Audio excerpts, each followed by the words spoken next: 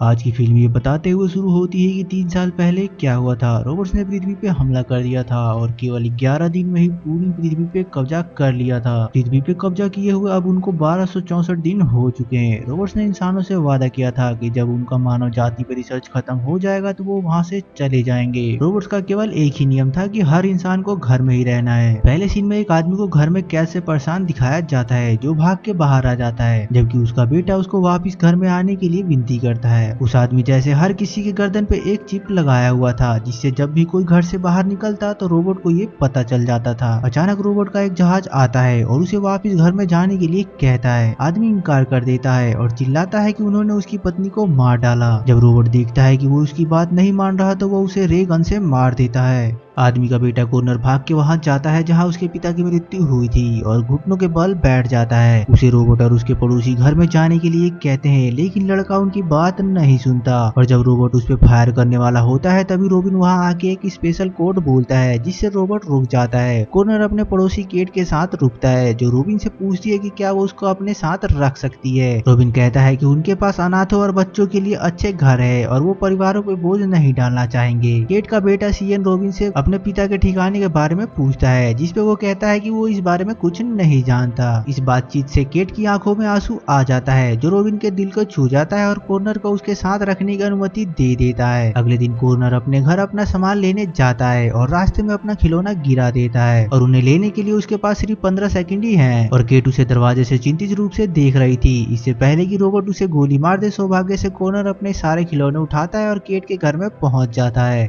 उस रात family TV पे प्रसारण देखने के लिए इकट्ठा होती है जहां उन्हें रोबोट द्वारा आश्वासन दिया जाता है कि जब उनका मानव जाति पे अध्ययन पूरा हो जाएगा तो वो वापस चले जाएंगे। केट के साथ 2 और बच्चे रहते हैं जिनका अब इस दुनिया में कोई नहीं है, एलेक्स और नेट। अब ये देख के एलेक्स अब शब्द कह के अपनी राय जाहिर करती है जिससे केट वास्तव में परेशान दिखती है। सुबह मशीन केट के लिए चाय लाता है जब वो सूखे हुए पौधों में पानी डाल रही थी और अपने पति को याद करके रो रही थी जो कि अब गायब हो गया है। हर दिन सीन अपने पिता के फोटो के साथ एक लेटर लिखता है और लोगों से पूछता है कि क्या उन्होंने इसे देखा है और उसे टेनिस बॉल के अंदर डाल देता है ताकि उसे दूसरे घरों में फेंक सके। सीन हर दिन बहुत तगड़ा प्रैक्टिस करता है ताकि अगली लड़ाई के लिए वो तैयार रह सके। बाद में एलेक्स, सीन और कॉर्नर बाहर घूम रहे थे और अपने उपकरणों को चार्ज करने के लिए बैटरी का उपयोग कर रहे थे। अचानक नेट बैटरी को छू लेता है जिससे उसे करंट लगता है और वो दूर जाके गिरता है। अभी जो कुछ हुआ उससे गुस्से में नेट गाली देना शुरू कर देता है, लेकिन एलेक्स को पता चलता है कि नेट के गले पे लगी हुई चीज अब काम नहीं कर रही। अब बच्चों को एहसास होता है कि उन्होंने क्या हासिल कर लिया है। वो जश्न मनाते हैं और एक एक करके अपना चिप को खराब करते हैं ताकि उस रात बाहर जा सके। वो घर से बाहर निकलते हैं और रेलवे म्यूजियम में जाके जितनी कैंडी हो सके उतना चुरा लेते हैं। जितना हो सके उतना कैंडी भरने के बाद नेट मजाक में एक प्रतिरोध बनाने के बारे में बात करने लगता है जिससे सभी खारिज कर देते हैं। और कॉर्नर को उन लेटर का जवाब मिला था जो सीएन ने पहले लिखा था। उसमें लिखा था कि वो आदमी उसके पिता को जानता था और उसे पकड़ लिया गया था और लेटर में ये भी बताया गया था कि सारी जानकारी स्कूल में रखी गई थी। सीएन अपने पिता के बारे में जानने के लिए स्कूल में जाने का फैसला करता है। वो चारों स्कूल में जाते हैं मगर देखते हैं कि यहाँ रोबोट द्वारा उसको गार्ड किया जा रहा है। सीएन सभी को कहता है कि उन तीनों को वापस जाना चाहिए क्योंकि ये उसका मिशन है ताकि उसके पिता का पता लगा सके,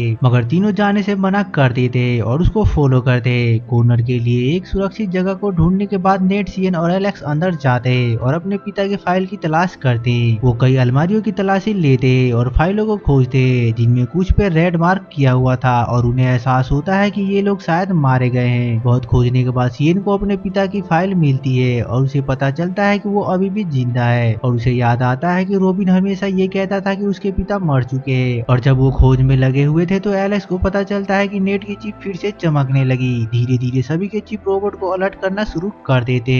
वो तीनों कॉर्नर की तरफ भागते हैं जहाँ उसे छोड़ के आए थे जो कि उनकी तलाश में पहले ही निकल चुका था और उसे ये भी एहसास हो गया था कि उसकी चिप भी चमक रही है। कॉर्नर खुद को झटके देने में कामयाब रहता है और पकड़े जाने से पहले वहां से भागने में कामयाब रहता है। हालांकि भागने के दौरान नेट, सीएन और एलेक्स रोबोट द्वारा पकड़ लिए जाते हैं और जब तीनों सरेंडर कर देते हैं तब रोबिन वहां पहुंचता है और वो कबूल करता है कि केट के लिए उसके गहरे प्यार के कारण सीएन के पिता को गुप्त रखा गया है। रोबिन डिसाइड करता है कि बच्चों के चिप्स बदल देगा ताकि वो उसके लिए काम करे और जब वो उन पे टेस्ट करने वाला होता है तब फुसफुसाता है कि वो उसकी माँ की देखभाल करेगा। मशीन के अपना पूरा प्रभाव डालने से पहले ही कॉर्नर फायरवर्क से हमला कर देता है और सीन की लाइफ बचाता है। और जब वो बाहर को भाग रहे होते हैं तो नेट गैस लाइन को खोल देता है और उसे उड़ा देता है। फिर चारों बच्चे वहां से भाग के पास के मॉल में जाते हैं ताकि अपने चिप को फिर से खराब कर सके। एक बार फिर सीन और नेट के बीच झगड़ा हो जाता है क्योंकि सीन सोचता है कि एकमात्र व्यक्ति जो उसकी नए चिप के साथ मदद कर सकता है वो उसके पिता है। और अंत में एलेक्स को समझाने के बाद नेट प्लान के साथ चलने के लिए मान जाता है। वे चारों एक होटल की तरफ यात्रा करते हैं, द ट्रांसचीन, जो उन्हें उसके पिता के फाइल से पता चला था। एक बार जब वो पहुंचते हैं तो अंदर जाने का रास्ता खोजते हैं और सभी ये देख के चकित हो जाते हैं कि ये कमरा बहुत से लोगों से भरा हुआ है जो कि शराब पी रहे हैं और लड़ाई देख रहे हैं। तभी कमरा शांत हो जाता है और सबका ध्यान उनकी तरफ जाता है। तभी चारों तरफ से वो लोग उन्हें घेर लेते हैं और उन पे हमला करने की कोशिश करते हैं। इससे पहले कि वो नुकसान पहुंचाते वेन हवा में फायर करता है और सभी को शांत कराता है और उसे ये पता चलता है कि चारों बच्चों ने अपने चिप को बंद करने का तरीका खोज लिया है और उन्हें अपने लीडर मोनिका के पास ले जाने का फैसला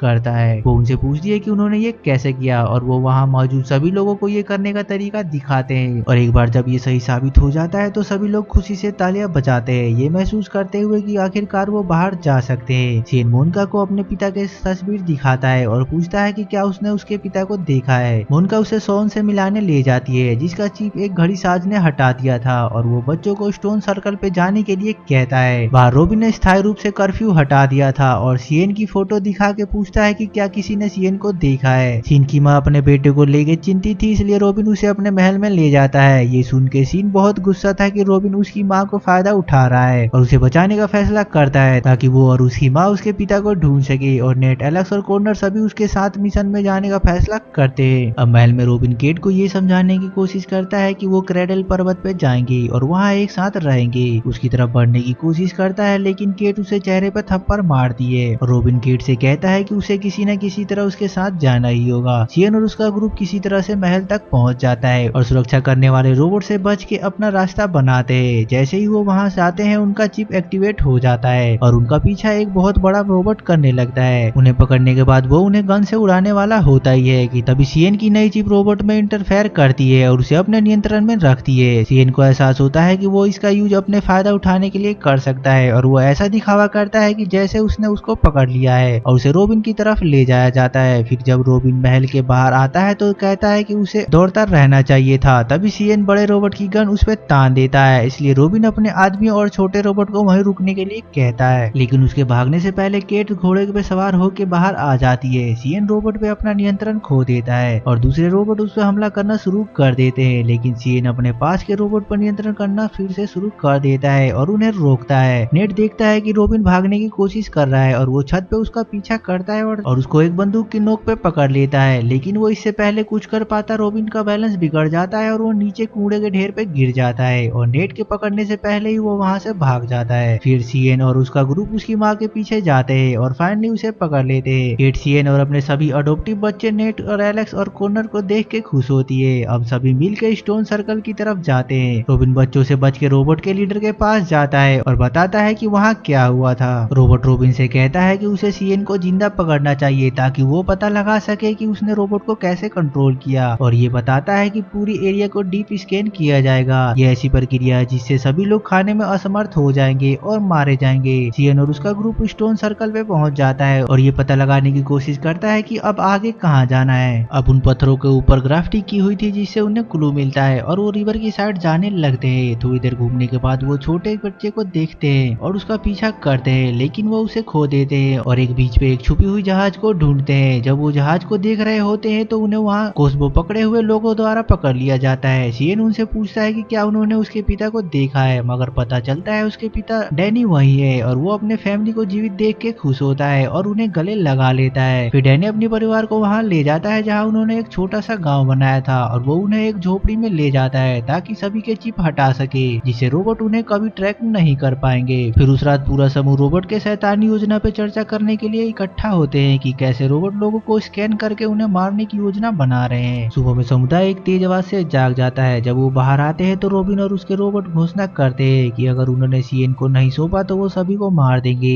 कुछ लोग डर के सीएन को लेने के लिए अंदर जाते हैं मगर वो वहाँ नहीं था। सीएन उस दिन मैदान में जाने के लिए जल्दी उठ गया था। वो अपने हाथ हवा में तब तक हिलाता है जब तक एक ड्रोन का ध्यान उस पर नहीं पड़ जाता और एक विशाल ड्रोन को नियंत्रित करने के लिए उसके नए चिप का उपयोग करता करता है और ड्रोन का उपयोग करके वो एक क्यूब की तरफ उड़ता है। तभी उसके पास रोबोट आता है और उसे कहता है कि ये कैसे कर पा रहा है और ये वो जानना चाहता है। और रोबोट कहता है अगर सीएन इसके लिए मान जाता है तो उसको और उसके परिवार को रोबोट द्वारा सुरक्षा दी जाएगी, लेकिन वो ऐसा नहीं करता हो तो उसे जबरन कंट्रोल करके पकड़ लिया जाएगा। सीएन उस रोबोट के साथ कंट्रोल बनाने की कोशिश करता है जो कि दुनिया के सभी रोबोट को कंट्रोल कर रहा था, लेकिन विफल रहता है और उसका ड्रोन पे नियंत्रण खो जाता है जिससे मेन रोबोट नीचे गिर जाता है और टुकड़ों में टूट जाता है। और इस कारण से सभी रोबोट जवाबी कार्रवाई में सीएन पे हमला करना शुरू कर देते हैं। फिर डैनी और नेट की मदद से सीएन क्यूब जैसे मशीन को नष्ट करने में सक्षम हो जाता है और रोबोट रॉबिन को छोड़ के जाने लगते हैं, मगर रॉबिन रोबोट को उसकी मदद करने के लिए कहता है, मगर क्यूब नष्ट हो जाने के कारण वो उसे एक आम नागरिक समझते हैं और उसे 15 सेकंड में घर जाने के लिए कहता है और ऐसा ना कर पाने के कारण उसे उड़ा देता है। सीएन और उसकी फैमिली मेन रोबोट के टूटे हुए टुकड़ों के पास जाते हैं। फिर सीएन उसके दिमाग में घुसने की कोशिश करता है क्योंकि वो पहले भी ऐसा कोशिश कर चुका है और अंत में कनेक्शन बनाने में सफल रहता है और दुनिया के सभी रोबोट को नष्ट कर देता है। अब इस प्रक्रिया से सीएन बेहोश हो जाता है, मगर एलेक्स उसे किस करती है, तभी वो उठ जाता है और सभी रोबोट को विस्फोट होते हुए और गिरते हुए देखता है। बाद में पूरा शहर अपनी जीत को मनाने के लिए इकट्ठा होते हैं। सीएन गर्व से देखता है कि आखिरकार उसने मानव जाति को रोबोट से मुक्त करा दिया। मूवी अच्छी लगी तो लाइक और सब्सक्राइब जरूर करें। Thanks for watching.